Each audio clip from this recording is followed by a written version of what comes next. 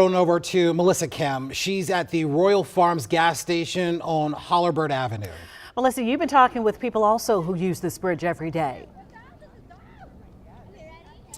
Yeah, good afternoon, guys. We've mobilized a little bit. We've been driving around the area, talking to commuters, talking to truck drivers in particular. We're now at Fort McHenry Park, where people usually come here to get iconic viewpoints of the Baltimore skyline. And you can see that the Key Bridge was part of that, and you can get the vantage point from here, just seeing how devastating this site is here. But again, talking to a lot of truck drivers and commuters today who use the Key Bridge every single day. Larry, as you mentioned at the top of the show, about 35,000 people use that bridge every day to get around on their commute. More than twice that use the bridges and the tunnels, the Harbor Tunnel and the Fort McHenry Tunnel, which we actually used the Fort McHenry Tunnel to get here. And traffic was moving at that point in time.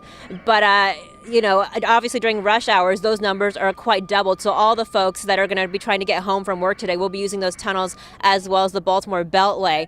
But talked to a student actually this morning at the Royal Farms on Hollerbird Avenue, and he talked to me about his initial reaction and what he heard about this situation.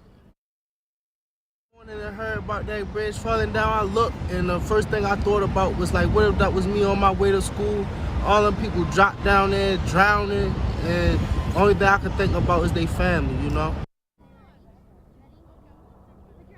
And I also spoke to a truck driver who's been doing this for about 30 years. He lives in Connecticut and was on his way south, through Baltimore as well. And he actually said he was sleeping in his truck at the gas station this morning when his wife called him to make sure that he was okay. And he told me that he's not going to take any more jobs, any more calls until they can figure out how the commute is going to go from now on, from getting from north to south, as well as, getting some answers as to where we go from here, which I'm sure we'll hear about in the coming days. For now, we're live at Fort McHenry Park here in Baltimore. I'm Melissa Kim. Back to you guys in the studio. No doubt a lot of people have a lot of feelings about what they've seen over the past several hours now. This is no doubt impacting everyone. You're thinking about how this is affecting you and your families. You heard from people there that live nearby that this is something that they're now legitimately scared of moving forward. It's